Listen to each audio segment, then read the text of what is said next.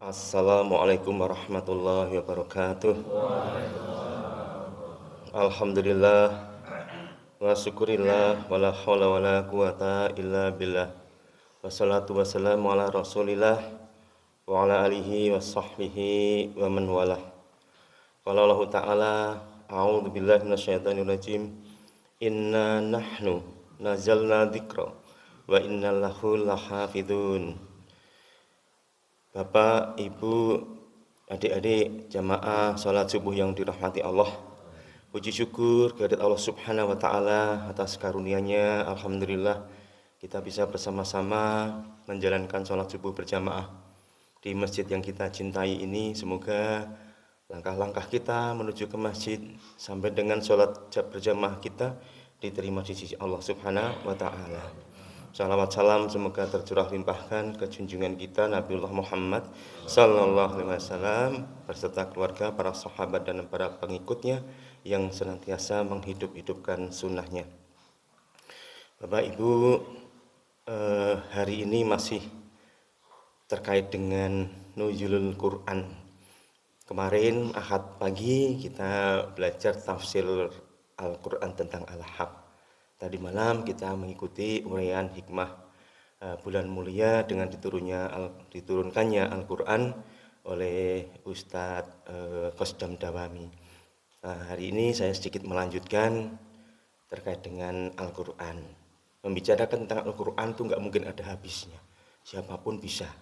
Siapapun kalau belajar pasti tahu kelebihan-kelebihan yang ada di dalam Al-Quran. Salah satunya adalah sifat keabadian Al-Quran. Al-Quran itu kitab satu-satunya kitab suci yang sifatnya abadi. Kenapa? Karena Allah menjamin, menjaganya. Seperti yang saya sampaikan tadi di mukadimah tadi, Allah berfirman di dalam surat Al-Hijr ayat 9, Inna nahnu nazalna dzikra wa inna lahu lahafidun. Sesungguhnya kamilah yang menurunkan Al-Quran itu, yang di situ disebut dengan Al-Dzikra, dan kamilah yang akan menjaganya. Dari Allah yang menjaga Al-Quran itu, menjaga kebenarannya, menjaga keabadiannya, menjaga tulisannya bahkan. Ya, salah satu yang bisa kita lihat dari bahasa yang dipilih Allah untuk digunakan di dalam Al-Quran itu adalah bahasa Arab. Itu menunjukkan bahwa Allah memilihkan bahasa yang sifatnya terjaga, abadi. Bahasa Al-Quran yang pertama kali turun sampai dengan sekarang itu masih sama. Bahasa yang dipakai masih sama. Sedangkan misalnya bahasa Jawa, mungkin 1000 tahun yang lalu, kalau kita pakai bahasa yang 1000 tahun yang lalu, dipakai sekarang bahasa Jawa, kita pasti nggak akan tahu. Karena apa? Bahasanya sudah berubah, bahasanya sudah berkembang. Bahasa Indonesia pun demikian. Tetapi bahasa Arab itu insya Allah akan terjaga hingga akhir zaman. Karena itu juga digunakan oleh Allah untuk menjaga Al-Quran. Itu dari sisi bahasa. Sehingga tulisannya, bahasanya, tanda-tanda yang di dalam Al-Quran itu terjaga. Salah sedikit aja semua tahu. Kenapa? Ada sistem di dalamnya. Ada sistem di dalamnya. Allah memudahkan kepada semua orang di dunia ini yang mau belajar Al-Quran itu pasti dimudahkan. Baik belajar membacanya atau memahami isinya. Dan seperti yang tadi malam disampaikan, satu-satunya kitab suci yang selalu dibaca oleh umatnya dari huruf pertama sampai dengan huruf terakhir ya hanya Al-Quran. Kitab suci lainnya itu yang baca sampai tuntas saya kira tidak banyak. Bahkan mungkin maaf para pemuka agama mereka pun nggak mungkin dalam 1 tahun itu membaca dari huruf pertama sampai huruf terakhir. Tetapi Al-Quran dengan sistem yang diciptakan oleh Allah, semua yang mengaku dirinya orang beriman Islam pasti akan membaca kitab itu. Meskipun di awal mungkin masih terbata-bata, kemudian semakin lancar tidak berhenti. Semakin lancar, semakin semangat untuk membacanya. Ini adalah bentuk di dalam Allah menjaga keabadian Al-Quran itu. Yang ketiga, nama-nama di dalam Al-Quran itu juga menunjukkan keabadian. Di dalam Al-Quran ada nama-nama orang yang disebut. Di antaranya misalnya nama-nama para nabi digunakan untuk nama surat. Misalnya apa? Surat yang ke-10, Yunus, surat Yunus, itu nama Nabi Yunus diabadikan di situ. Kemudian surat ke-11, surat Hud, itu juga nama Nabi Hud. Kalau namanya disebut, oh itu kan hanya Nabi Pak. Apakah ada orang awam di situ? Ada. Yang bukan Nabi ada. Misalnya apa? Luqman, ya. Luqmanul Hakim itu orang awam. Itu diabadikan juga menjadi surat Luqman. Surat keberapa Bapak Ibu? Hafal mboten? Insya Allah surat ke-31. Kemudian surat Maryam itu juga mengabadikan. Yang diabadikan apa? Diabadikan teladannya. Allah abadikan teladan dari orang-orang yang namanya disebut di dalam Al-Quran itu untuk kita ikuti keteladanannya. Dari Luqmanul Hakim, bagaimana mereka Luqmanul Hakim ini menasihati anak-anaknya untuk tidak syirik kepada Allah. Kita teladani. Bagaimana Maryam yang diberi cobaan yang sangat berat bagi seorang wanita, tapi ternyata dengan ketundukannya kepada Allah Subhanahu wa taala dimuliakan namanya.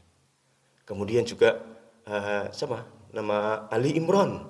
Imran itu juga nama orang awam, diabadikan di dalam surat-surat Al-Quran. Tetapi ada satu yang menarik Bapak Ibu. Kalau nama disebutkan itu berarti kemuliaannya diabadikan menjadi teladan.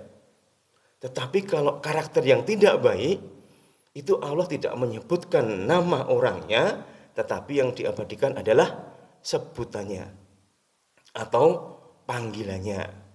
Contoh di kalangan makhluk lain, di kalangan jin, itu yang diabadikan adalah sifat iblis. Iblis itu sifat, ya bukan makhluknya namanya iblis, tapi sifat. Apa sifat apa? Sifat sombong dan pembangkang, itu namanya iblis.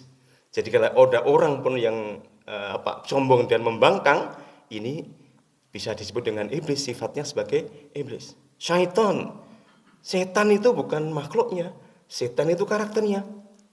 Ya, karakternya apa? Penggoda iman. Nah, gitu ya. Ikatan wanita penggoda iman dulu ada itu, ya itu masuknya di kalangan karakter setan itu, karakter seton atau setan gitu ya. Itu karakternya. Pun pula kalau karakter itu melekat pada seseorang, maka diabadikan juga oleh Allah.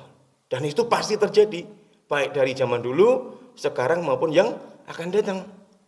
Untuk apa? Supaya kita ada kehati-hatian di dalamnya. Supaya kita betul-betul memperhatikan itu ketika kita sebagai orang pribadi maupun kita ketika kita menjadi misalnya orang yang penting atau pejabat publik. Contoh, salah satu surat ke-83. Ada yang hafal Bapak Ibu? Namanya surat Al-Muttaffifin. Wailul lil muttaffifin. Alladzina idza taqlu 'alan nasi yastawfun wa idza kaluhu aw wajanuhu yuksirun. Celakalah orang-orang yang curang. Bapak Ibu, curang. Kata curang itu karakter negatif, Allah abadikan. Kenapa? Karena dari dulu, sekarang yang akan datang pasti itu terjadi. Contoh kecurangan yang jelas di situ apa? Wa idza tahlu 'alan nasi yastawfun. Ketika dia menerima ukuran, takaran, timbangan dari orang lain, dia akan pasti minta dipenuhi, malah mungkin minta dipunjuli. Kita beli mangga, kemudian Mas diangeti, begitu, diangeti, tolong diangeti. Tetapi ketika kita menjadi penjual, aduh maaf ya, ada yang mengurangi, ada banyak. Yang mungkin ada yang rahasia, secara rahasia, diam-diam dikurangi. Bahkan di Indonesia malah menjadi skala nasional. Minyak tulisannya 1 liter. Diukur ternyata hanya 700 atau 800 atau 900 mililiter. Itu kecurangan skala nasional. Kenapa bisa terjadi? Qadarullah. Allah ingatkan kepada kita supaya itu meskipun kecil jangan sampai terjadi. Meskipun kita itu hanya mengurangi kita kan sedikit, itu sama dosanya. Sama-sama berdosa. Maka hati-hati Bapak Ibu ketika kita bukan hanya jadi pedagang ya, mengukur, menakar itu bukan hanya di kalangan pedagang. Dalam hal apapun kita itu harus seimbang. Mengukur diri kita, mengukur orang lain itu harus seimbang. Jangan kalau kita mengukur diri sendiri kita ukur tinggi. Tetapi kalau mengukur orang lain itu diukur di bawah kita. Itu namanya kesombongan, ya, kesombongan. Nah, terutama dalam hal ini dalam hal perdagangan itu hati-hati di dalam kita menimbang atau mengukur. Yang dijual dengan yang dibeli ukurannya sama, takarannya sama. Meskipun sedikit jangan sampai Bapak Ibu kurangi. Kenapa? Kalau sedikit dikurangi itu nanti enggak apa-apa, kurang sidik wirapopo, kurang sidik wirapopo, kurang sidik wirapopo, tapi ketika skalanya menjadi nasional, skalanya menjadi besar, siapa yang dirugikan? Seluruh bangsa ini dirugikan. Tidak hanya barang Bapak Ibu, bahan bakar katanya ya Bapak Ibu, hanya katanya ya. Bahan bakar aja takarannya dikurangi. Bukan timbangannya tapi takarannya, ukurannya dikurangi. Seharusnya RON 92, tapi ternyata yang dijual RON 90 misalnya gitu. Itu termasuk al-mutaffifin. Terjadi di tempat kita, di Indonesia, skalanya besar. Itu terjadi kenapa? Ya tadi, karena kita yang awam pun mungkin melakukan.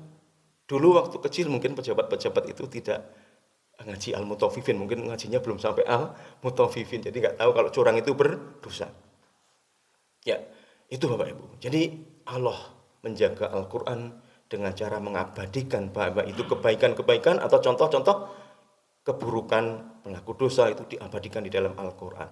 Ini juga salah satu contoh dari Allah mengabadikan Al-Quran. Sehingga kita selalu melakukan cek dan cross check antara apa yang terjadi di sekitar kita dengan yang ada di dalam Al-Quran. Dengan demikian maka kita akan selalu mengimani bahwa Al-Quran itu kebenarannya adalah hak. Quran itu pasti benar. Semua yang terjadi di dunia ini pasti ada di dalam Al-Quran dan itu benar. Dan itu pasti benar. Kita yakin tidak hanya 100%, mungkin 1000%. Yakin di dalam hati kita bahwa Al-Quran itu benar dan kita ikut menjaganya dengan cara membaca. Mungkin itu yang kami sampaikan, kurang lebihnya mohon maaf. Billahi taufiq wal hidayah. Assalamualaikum warahmatullahi wabarakatuh.